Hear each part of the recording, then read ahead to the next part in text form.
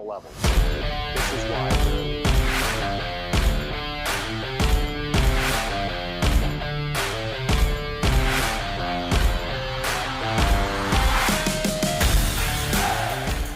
Okay, guys, this is a question that I get a lot, and it's kind of what 60 time is required to play this certain position at a high level in college baseball. And again, some of these numbers are going to still be different from program to program. In some positions, really, there's not going to be as much weight held on the 60-yard time. It's going to be more about your defensive actions, your footwork, and stuff like that. Now, in the outfield, this is going to be the most important because your center fielder, he's got to cover the most ground. Your corner guys don't need to be as fast as a guy in center, but they still need to be athletic enough, get good routes, and still need to be, for the most part, above average runners. So first off, we'll start with position I played, center field, probably the number one position that requires you to be a certain level of a runner. Now, again, you can make up for this by having elite routes, having elite jumps.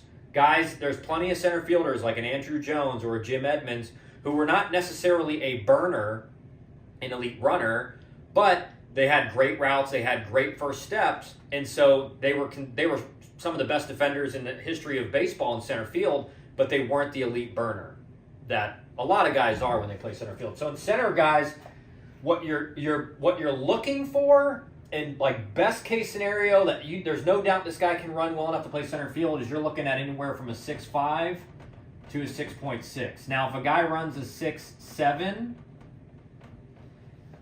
he's probably going to need to have good first step movement, good routes, good clean routes. You're not a guy doing those banana routes and everything like that. But this is the one position where speed is king, right? Because the faster you are, the less clean your routes need to be, the not as fast your jumps need to be. And so speed is always going to be looked at as the most important tool for a center fielder because it just means he can cover more ground while the ball's in the air.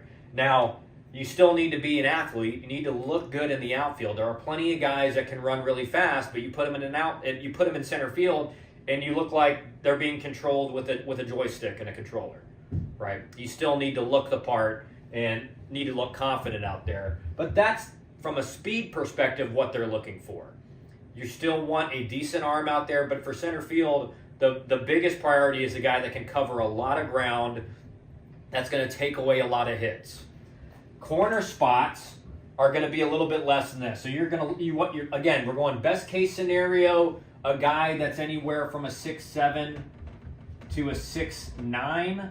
But if he's around a 7.0 and he's, again, got great routes, pretty athletic, or his bat's so good, we'll deal with a 7.1, that's fine, right? The corner outfield spots are more about the bat than the defense. You want the best of both that you can get, but you're going to sacrifice defense in a corner outfield spot if the bat is really, really above average.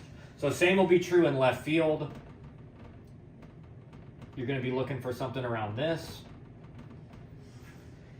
These are the three positions where you're really concerned about speed the most, right? And some programs are going to be, they're going to want better defenders in the outfield. They're going to want guys that are a little bit faster. Some programs are like, we don't care if a guy runs a 7.3 or a 7.2 out there if he's good enough offensively, right? If the bat is that elite, we'll deal with him being below average defensively. And you see that pretty consistently. The corner outfield spots are where we really are concerned about that. Third base and first base guys, this is probably these, including catcher, are where 60 time really does not matter. Again, you're not recruiting these guys because the 60 time's good. You're recruiting them because they're good defensively. First base in particular, you've got an elite bat. You don't really care how fast they are, but you don't want a guy that's just going to clog up the bases as well. So best case scenario, third, again, you're looking for a guy that's around a 7.0. If he's a little bit faster than that, great. If he's around 7.0, fine. If he's a 7.2, okay. As long as the bat is there and his defense is there at third, you're not concerned that heavily about the speed. So at first base, this is even probably a little bit worse. Like as long as he's around a 7.2, right? And now my handwriting is getting worse again as the video goes on. But as long as he's around a 7.2, and the bat is there even defensively at first base. Again, there are guys who people think first base is not a tough position defensively, and I guess that's true in some regards. But the difference between an elite defender at first, who can dance around the bag with throws that are all over the place and can pick it and can dive and make good stops on balls down the line or in the 4-hole. An elite defender at first is a huge difference as well. But generally, your first basemen if there's anyone that's going to be a base clogger, it's your first baseman and your catcher, right? So that's anything around a 7.2, that's what you're looking for. Catcher position, same thing, right? Catching position, you're not recruiting a guy based on a 60 time. If he can run well, that's a bonus, right? This is not a position where speed is an important tool. Again, if you're running a 7.6, that's going to be tough because if you hit a single, they may need to hit 2 doubles to score you. And you don't want that kind of guy on the base paths unless he's so good defensively and he's such a good hitter that he makes up for it. So, guys, even if you're in these corner positions in the infield, work as hard as you can on your speed. Get to the point, like you guys have heard me, where you want to be as versatile as possible. Get to the point where you could fill in the corner outfield spots in a pinch. You could be a guy that's looked at as a coaching staff. Well, if his bat's so good, but we don't have a spot for him at first, but man, we could probably put him in right field and he'd be fine. Keep developing yourself. Pitching, again, we're not even going to talk about that. You're not getting recruited on your 60 time as a pitcher. Okay, I think that should be pretty obvious. Now, middle infield spots. This is where a lot of people think that you're looking for guys that are really fast. Not the case. Not the case. Okay. Shortstop, you're probably gonna hope for a guy that's at least an above average runner. So best case scenario around a 6.8, but you do not care if this guy runs a 7 flat. What you care about is, does he have enough lateral movement? Does he have enough range? Is his footwork clean? Are his actions clean? Does he have enough arm strength? If he checks all those boxes, you could care less what his 60 time is. As long as he's got quick lateral movement, footwork's great, really good agility, and he can get rid of the ball quickly with a lot of arm strength, you don't care what 60 time is. I hear a lot of people talk about, well, he's a shortstop. He's not really, but he runs a 7 flat 60. He's not really a good enough runner to play short. And it's like, you don't have to be a good runner to play short. You have to be a good defender with range. And speed does not always equal range in the infield.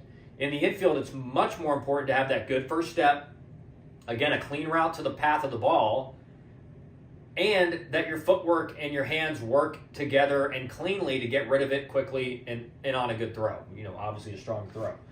Second base is kind of the same, guys. I mean, you're looking for guys that can move, but you're not really going to be concerned if he runs like a 7 flat or a 6.9. I mean, that, again, you're looking for guys that can turn double plays, have good range, that first step in the middle infield. That first step is the most important because it's the difference between you just getting to the ball. You're never getting up to top speed in the infield. That's the big difference. Infield, you're never at top speed.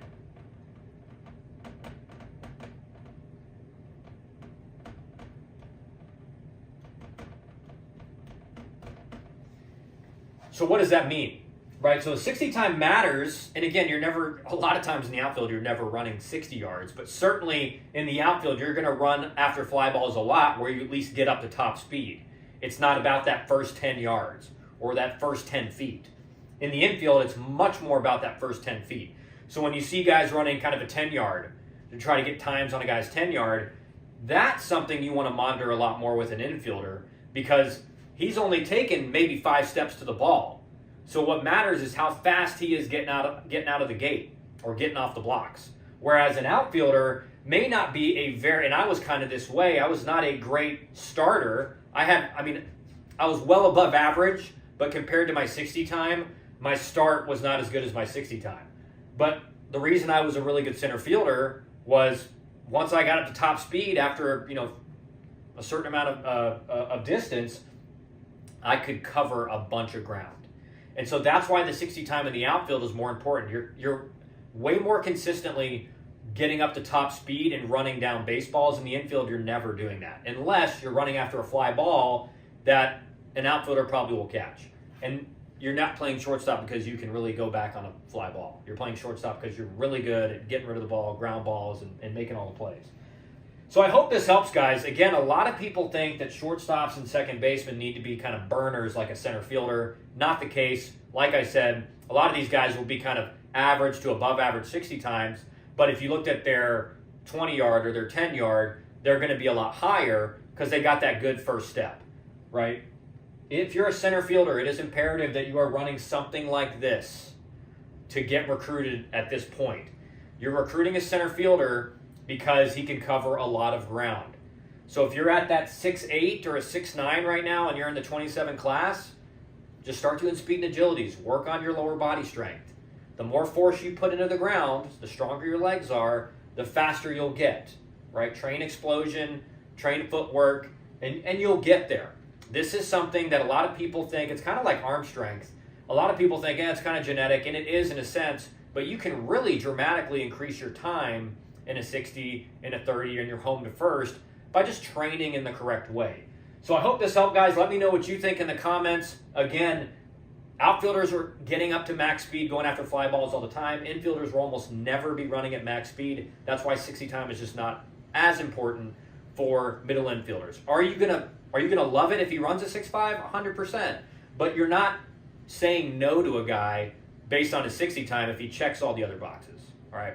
So thanks for all the support, guys. Let me know what you think in the comments. And again, we'll be back in another video later today.